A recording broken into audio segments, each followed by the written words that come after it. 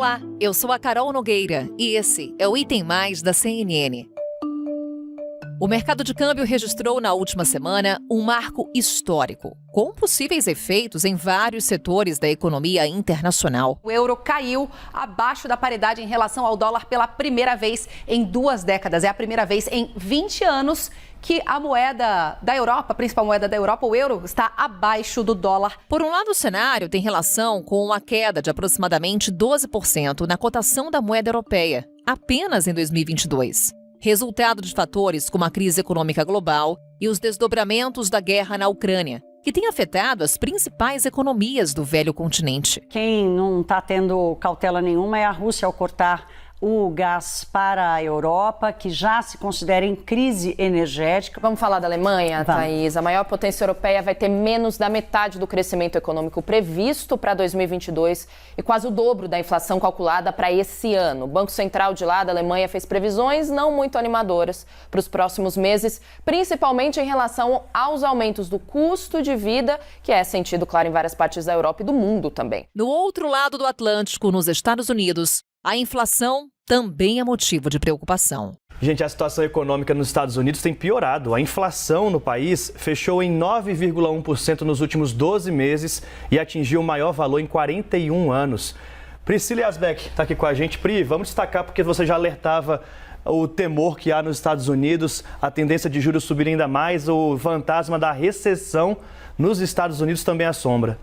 Exatamente, Daniel. Então, um cenário aí bem pessimista que se agrava aí com mais um dado acima do esperado da inflação nos Estados Unidos. Havia uma expectativa de ficar assim 8,8, veio 9,1, veio bem ruim esse dado. Então, vários bancos agora estão reavaliando a sua aposta para a alta dos juros americanos. Antes, a aposta majoritária era de uma alta de 0,75 ponto percentual dos juros americanos na próxima reunião, que é no fim de julho.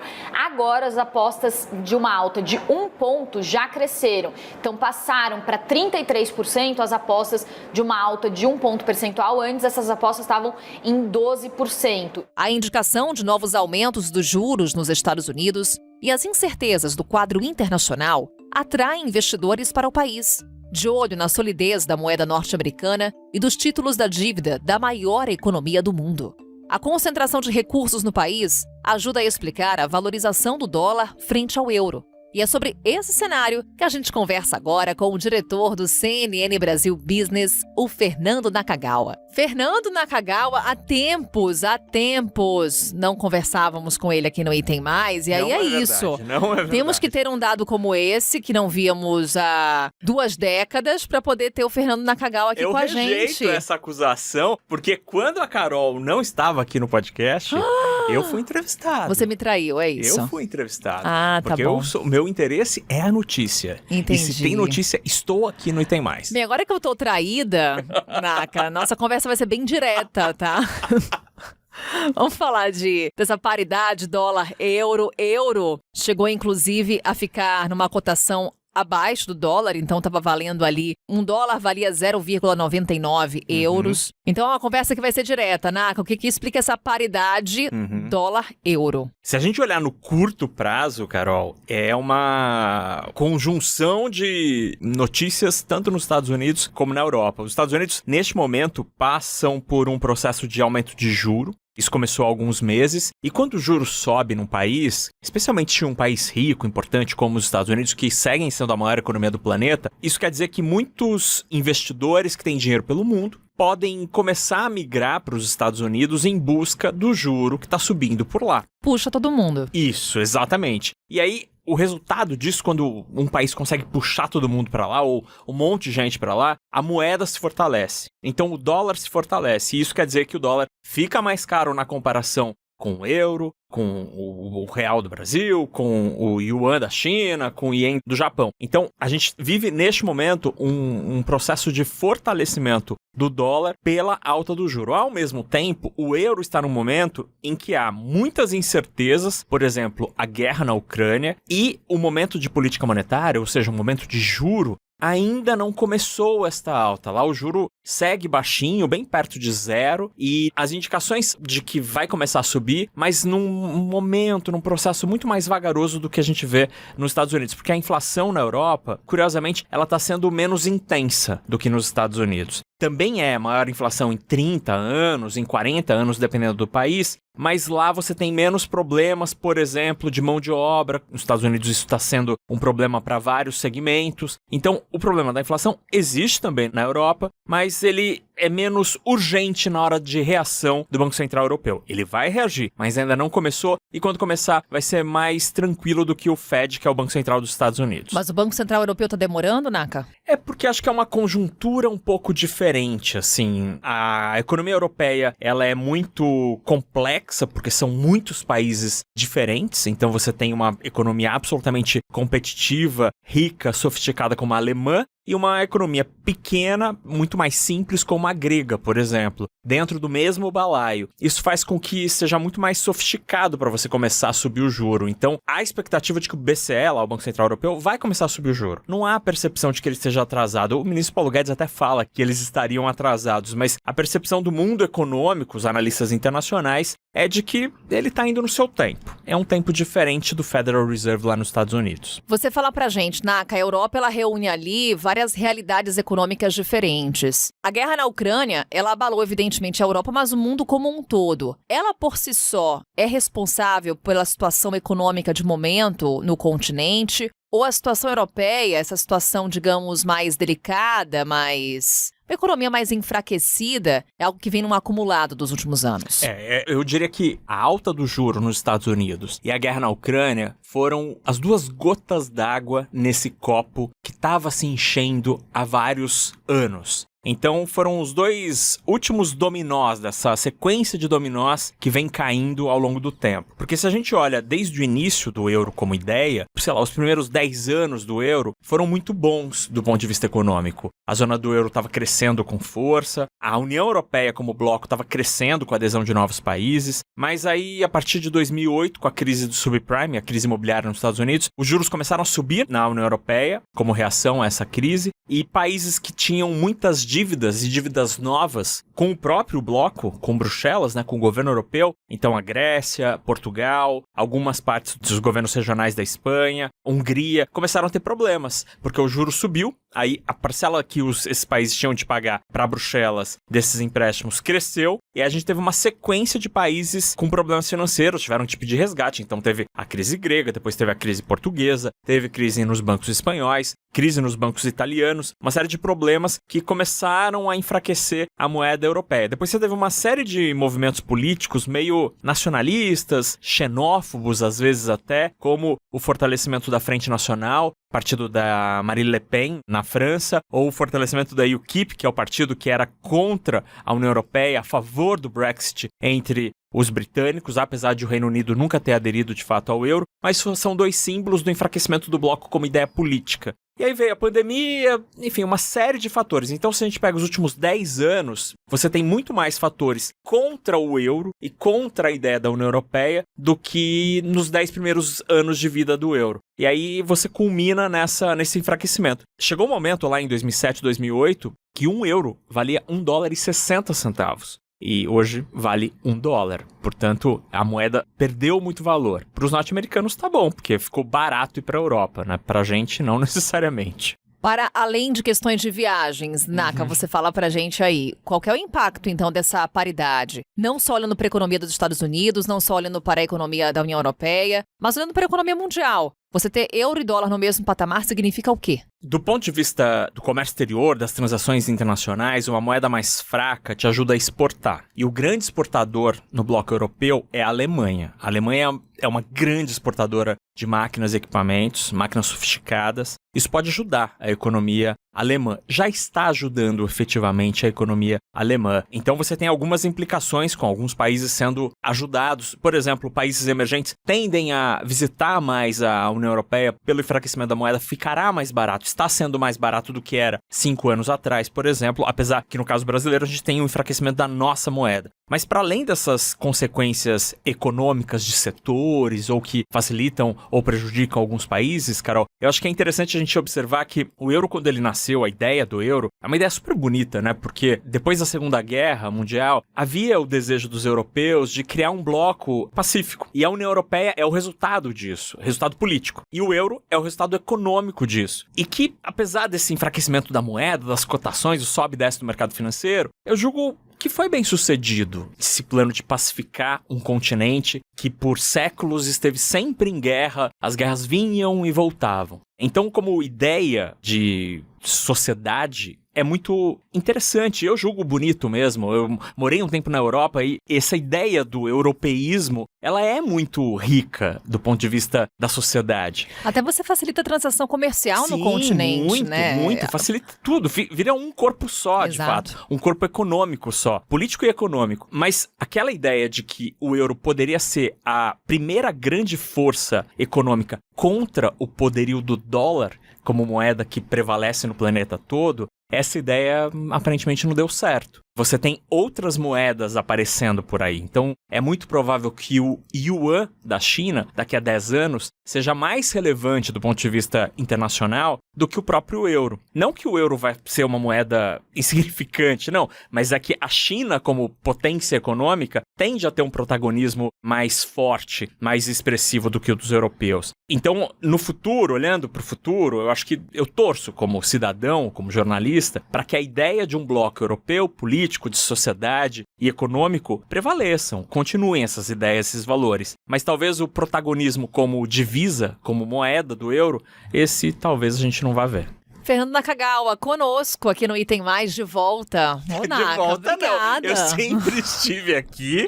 É você, Carol, que não esteve no podcast por alguns dias. Por merecidas férias, Olha, não sei não, isso daí é questionável. Eu vou perguntar para RH. Vamos lá, vamos bater o ponto com o Fernando Nakagawa.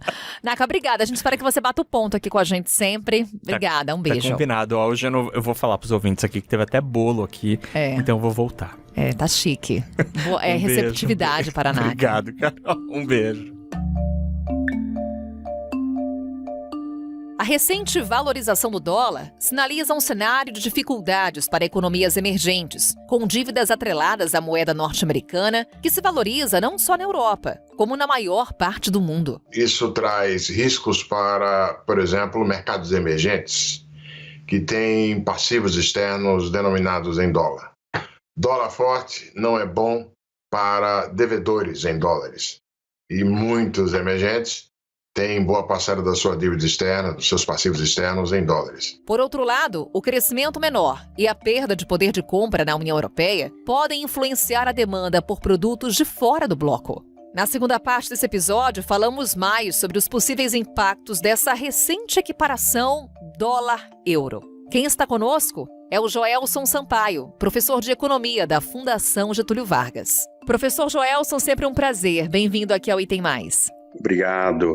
Professor, há pouco a gente falava com o Fernando Nakagawa sobre o que levou a essa paridade dólar-euro. Quero, claro, também a sua leitura. Porque, professor, temos os mesmos problemas na Europa e nos Estados Unidos quando olhamos para a inflação e risco de recessão. Por que para o euro isso pesou mais? Essa é uma excelente pergunta e muitas pessoas têm essa curiosidade até por conta de nunca ter visto, observado esse fenômeno de uma paridade do euro com o dólar.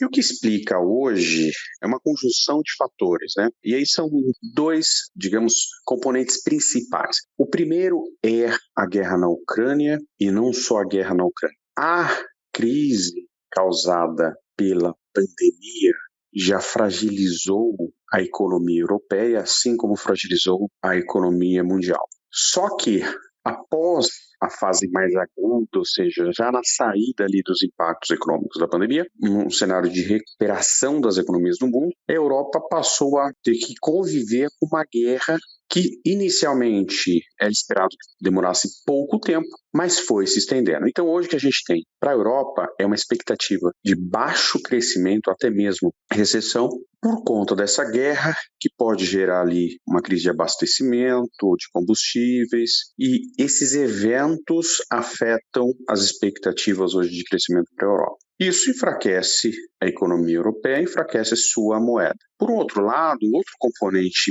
também importante é olhar a economia dos Estados Unidos. Os Estados Unidos estão numa expectativa de alta de juros, o que fortalece e tende, né, a fortalecer o dólar perante todas as outras moedas. Por quê? Quando uma economia desenvolvida, mais segura, como a economia norte-americana, aumenta a taxa de juros, a gente tem uma migração de investidores estrangeiros para os Estados Unidos. Isso fortalece o dólar. E aí a conjunção desses dois componentes principais, nós temos aí esse efeito hoje da paridade que afeta o Brasil também, ou seja, não é só os europeus e norte-americanos que são afetados por isso. Professor, dessa sua primeira análise, então, eu trago duas perguntas. A primeira, queria a sua opinião com relação a uma frase que eu ouvi de um outro economista mais cedo, em que ele dizia: há meses estamos falando sobre inflação e nos próximos meses, prepare-se, vamos falar de inflação e recessão. É isso, professor? Quando a gente olha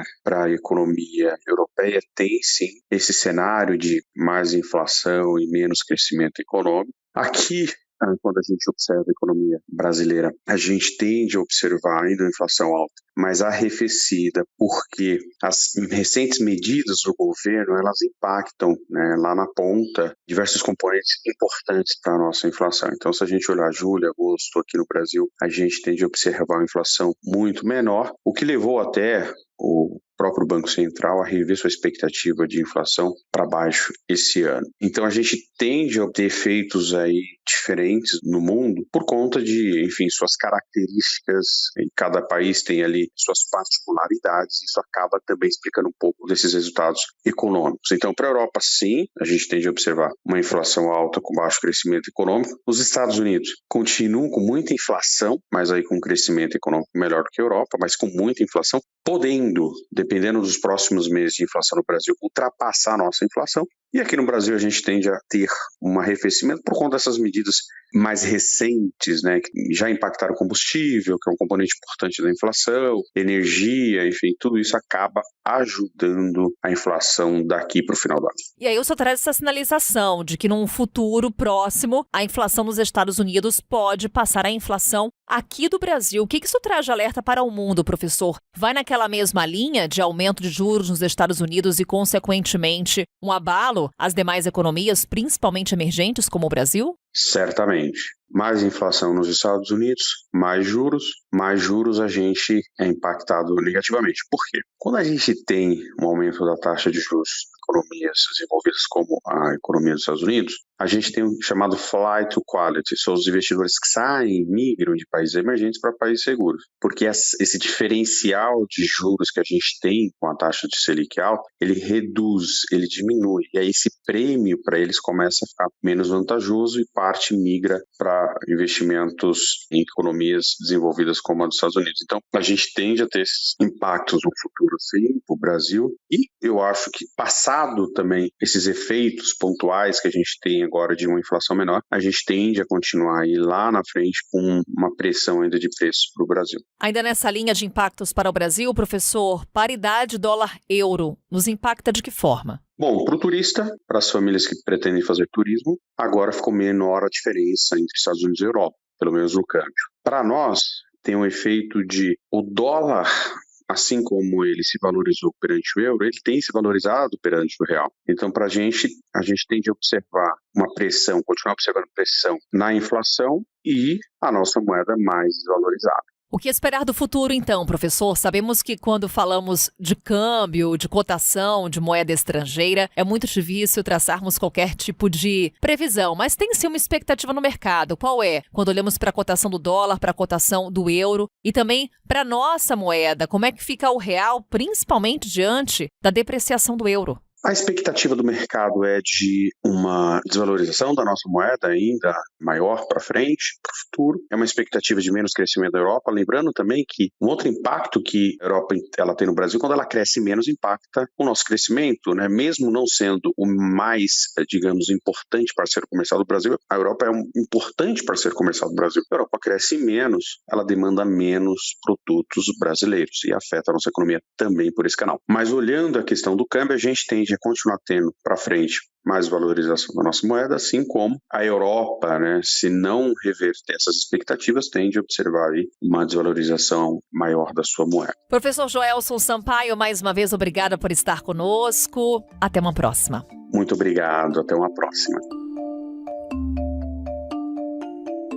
E assim encerramos o Item Mais. Amanhã estamos de volta com outro tema. Até lá!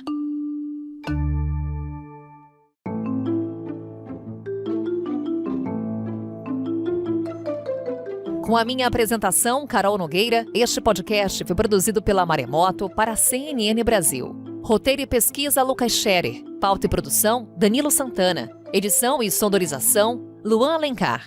Coordenação geral, Paula Weinberg e Felipe Gomes. Coordenação de produto, Verônica Schneider. Coordenação editorial, Diego Toledo.